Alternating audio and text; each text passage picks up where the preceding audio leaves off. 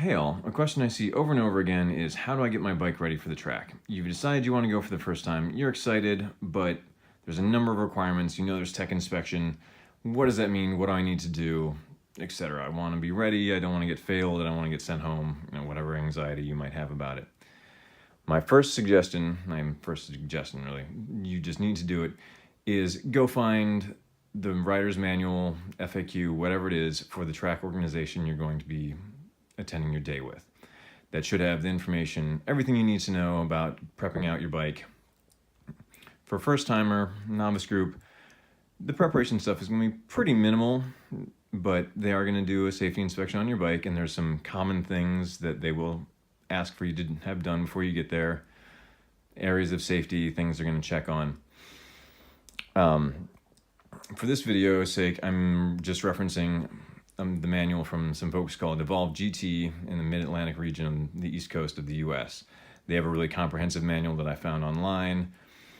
It talks about reasons for common failures at tech inspection, and then later in their documentation has some really detailed stuff about what their tech inspectors are checking. I'm not going to go into the level of detail they do and just stick to those high points. Another thing I'm going to suggest you do is look up a gentleman named Dave Moss. He primarily tunes suspension and is known for that, but he puts out a ton of really good free information, and it's things like even like how to install your front wheel. You're like, well, I just stick my front wheel in, stick the axle in, tighten it up, hooray, I'm done. But there actually is an art to it. You can put in things incorrectly and pull the forks together, so you pull them out of parallel, and then that starts to bind up your suspension. If you over tighten your chain, that can bind up your shock, or the action of your shock, because as your swing arm gets compressed, the shock gets compressed, the chain will pull tighter and tighter. So if you got too tight, you can prevent that swing arm from moving properly. So look up Dave Moss. He's great information, and a ton of it is out there for absolutely free. So the first thing that is really common for tracks and track day organizations to ask is to tape up lights and mirrors. So obviously the bike in front of you doesn't have any fairings on it. Even if it did, it doesn't have lights because it's a dedicated track bike. But taping up things like lights and mirrors, mirrors especially, mirrors are distracting. You don't want to be looking behind you. There's zero need for it. You need to be concentrating on your future, what's out in front of you. Even stuff that's 100 yards in front of you, that's already the past. You really need to have your head up, looking down the track, seeing what's in your future. Looking in the mirror, that's already happened. There's nothing you can do about that, so don't worry about it. Lights, I think that's kind of a legacy thing from when a lot of lights had lenses that were glass. Shattered glass on the track is a huge cleanup hassle. So putting tape on them mitigated the fact of them shattering all over the place. Some people say it's a distraction thing. It's neither here nor there, but they usually ask you to do it. So do it with painter's tape. Avoid duct tape. Duct tape is kind of a last case. You got there, you forgot to do it. That's all you have. But usually you can ask around the paddock and somebody will have painter's tape, and then they'll let you use as much as you want. Painter's tape comes off easily, even after the end of a hot day. Duct tape, when it's hot, gets all gooey, can leave tons of residue that you don't want on headlights and things like that. So avoid duct tape. Tire wear is something they will be checking at tech inspection. Obviously, these are brand new tires, and they're not street tires, as you can tell. So I have a set of my takeoffs. So these are actually Super Corsas from Pirelli, just my preferred. On Evolve's manual, they state that they want at least 1.5 millimeters of tread above the wear bar. So you're measuring from the wear bar the thickness of the tire material above it. So 1.5, you can see that over on the shoulder here, I pretty much got nothing left on these. In the middle, I do have plenty, but it's because of the weirdnesses of riding at the track. So I go through a lot more of the shoulder area than I do the center. The opposite is true for people who ride the street a lot. You're not getting over on the shoulder nearly as much. A lot of highway miles, or even just casual riding miles that eat up a lot more of the center. So check those wear bars, make sure you've got enough depth, make sure you haven't gotten a case where there's a real flat spot in the middle, because that can cause some handling issues as you come from that flat over to the side of your tire. So you don't need brand new tires, but you don't want super worn out tires. Brakes. They will be checking brakes. So here's an old pad I have for demonstration purposes. Those 3 grooves are wear grooves. If you've gotten to the point where you had wear grooves and they're gone, your pads are past done and you really should have replaced them already. These ones, an inspector asked me to pull last season because he thought they were getting a little thin. Obviously he's taking a real attention to detail and big safety margin, because these do have meat left on them, but since I'm running a decent pace, no need to burn them out. The inspectors will be looking at things like, obviously, that pad thickness, so they'll be getting in here with a flashlight, taking a look, looking at the condition of rotors, making sure there's nothing crazy going on with rotor wear, damage, everything operates smoothly, condition of mounting bolts, position of caliper, make sure everything is on there tight. They will operate your levers, so they want to make sure that the lever, when you pull it, when you give it a good firm pull, it doesn't go right to the bar, it doesn't squish too badly, it's got a nice firm action. Same thing with your rear brake, they will check that. I don't use mine much, but they still check it. And then they'll usually want to take a peek at your fluid level. For ballpark's sake, having it between your upper and lower, it's kind of 50-50 mark, is good. If you haven't flushed your brakes in a while or ever, doing so before going to the track is a good idea. So you probably saw this bottle of brake fluid. This bottle of brake fluid is 20 bucks. It's good brake fluid. It's not the best. It's not the worst. I'm not here to argue the fine points of brake fluids, but at $28, people are like, oh, that's really expensive. It's not, because it'll do like 10 bikes worth of effort. You do want to seal it up after you break the factory seal. You can simply do that by putting some plastic wrap under the cap, put the cap back over it, stuff it in a Ziploc bag, seal it up, and it'll stay good for a long time. If you're not familiar with brake fluids, they have like .4, which is what we've got here and what most bikes use, is it's hygroscopic, meaning it'll take on moisture. So as it takes on moisture, some of its properties change. So you can see that it's got typical boiling point, minimum boiling point, dry, wet, etc. So that high boiling point number is when it's come fresh from the bottle, and that lower boiling point occurs as it's taken on moisture. Obviously, the more water it gets into it, the lower its boiling point gets. I would say just make sure that you don't get the cheapest stuff you can find. I had to help a guy out in the paddock one time who had flushed his brakes, but he'd gone to AutoZone and gotten the cheapest .4 he could get his hands on.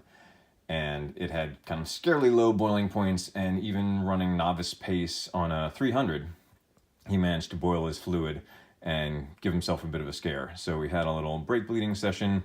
I had a bottle of this stuff, even though it was a little bit old, in my trailer, and we got his crummy AutoZone stuff purged and that made his day a lot better. So make sure your brakes are in good shape, tires are in good shape. Another area that the inspectors will check is, as I mentioned before, chain tension.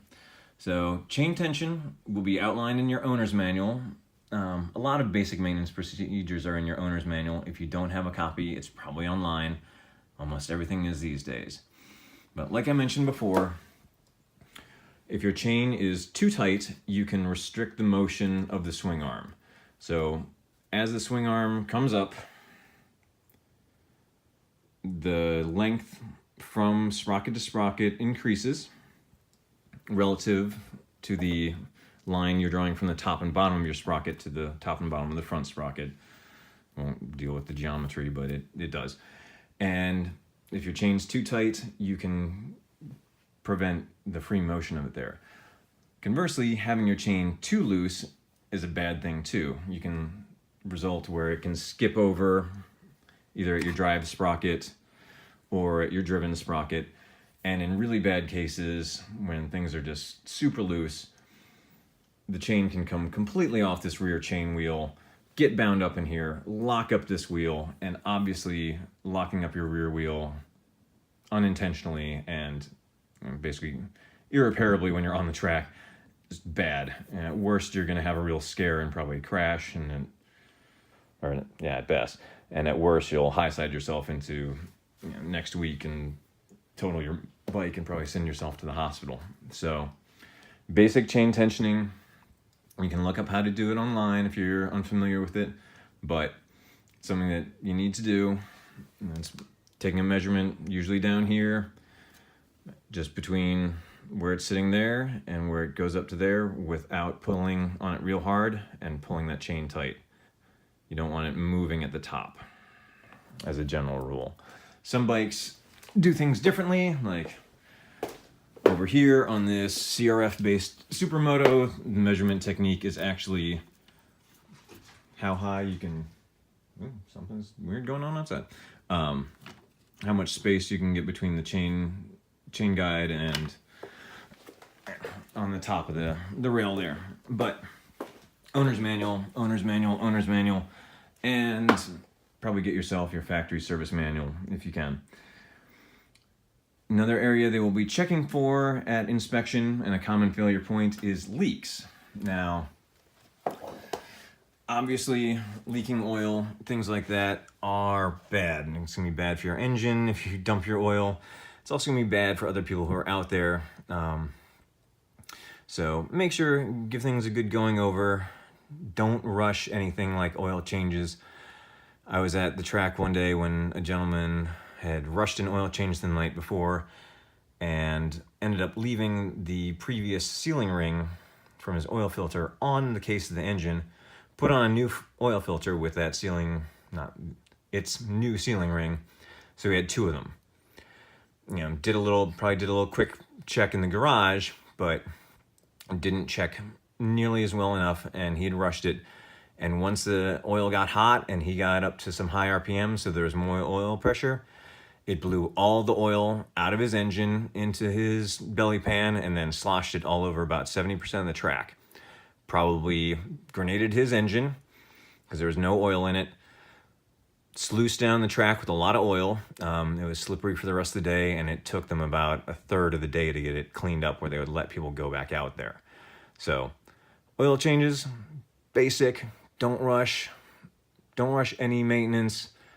Know how much time it's going to take. Simple procedures don't need to be rushed. So oil, coolant, check your hose fittings. Make sure you got no goobers, no drips, no things like that. Basically that your bike's in good, safe operating condition. Other areas that they're going to check is for loose items. So they'll go over, you'll grab foot pegs, they'll grab handlebars, controls, give them a good shake, give them a good squeeze, just to ensure that you've got nothing flopping around, and give them a general indication of the condition of your bike. Something that you should do fairly often yourself. Going over, squeezing things, putting your hands to things are a great way to familiarize yourself with your machine. Make sure it's in good shape. If you don't have a torque wrench, get one. I don't want to lay out $100 or $200 or $300.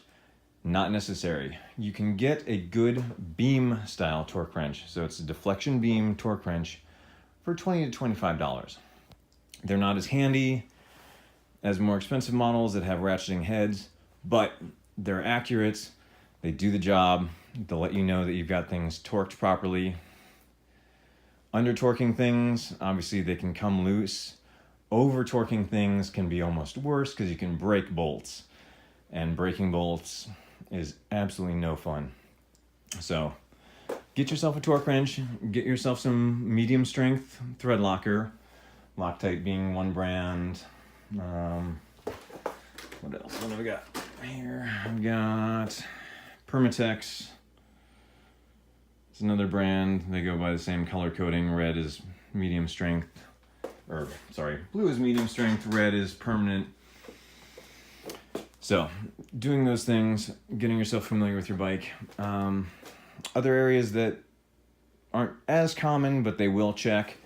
They want to make sure you've got the ends on any levers they haven't snapped off and have sharp things.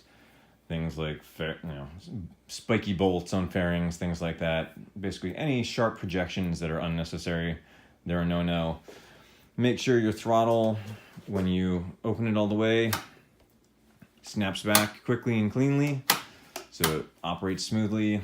Obviously operating switch gear for what you need, and those are really the elements that you need to worry about before your first track day. It's pretty much making sure that your bike is leak-free, everything on it is as it should be, it's in pretty good condition in terms of brakes and tires. They don't need to be brand new. Fluid, I would say go with brand new brake fluid because it's low cost and relatively inexpensive. It's not like $200 or $300 for a pair of tires and the hassle associated with getting them mounted. But you don't need to worry about swapping out coolant. Sometimes people get freaked out about that. Most track day groups, when they're expecting novices, say just leave in whatever coolant you're running. As you move up in the pace groups, though, you'll usually hit a point where they ask that you swap out the coolant to something else. So getting away from the green ethylene glycol stuff to propylene glycol. So Engine Ice is a brand name. Evans waterless, running distilled water with some water wetter, whatever it might be. But that's not something you need to worry about at 99% of track day organizations for a first timer. Another area that you don't need to worry about that sometimes people see and they get spooked about is stuff like safety wire. So you can see there's wire running from bolt to bolt and retaining a little pin there. I've got a clip holding pinch bolts. Things like that hose clamp on the oil filter and the safety wire on the drain plug. They're nice to-dos. And as you start to get more familiar with your bike, it's a good way to work on your bike and learn how to do this skill before you need to do it. Like this hose clamp is got some safety wire that connects it to that silver water outlet pipe. And so it always puts some positive tension on the filter. And then even the little tightening screw has got a little safety wire on it just to keep that from backing out. But that prevents the safety or the oil filter from spinning back out ever. Same idea with the drain plug. We've got safety wire going to it. It's been torqued to spec on a crush washer, so it shouldn't come out, but that safety wire is positioned so that if it does start to turn, it just pulls tight against the wire. Same idea is over with the, gotta get myself off the floor, with the drain or the dipstick and the oil filler plug. They're just on a little safety pin with a leash so that they can only turn to a certain amount before they get bound up on that and can't back out any further than that. So just secondary ways to prevent nasty fluids from getting on the track. I knew somebody who somehow blew off their oil filler cap on the track, and it didn't really do anything to the track but doused their leg in hot oil, so they weren't thrilled about the day. So those are some more advanced things. Again, consult your group's manual or website or whatever it might be. They will tell you what you really need to know. And look up Dave Moss is a great professional researcher. He's a professional, so the information he puts out there is solid. It's not a lot of opinion-based stuff and kind of wishy-washy, and he's got tons and tons of experience. And that's about it. So hopefully you enjoy your first track day. If you're in my region, hopefully I'll see you out there, and hopefully you can have some fun together.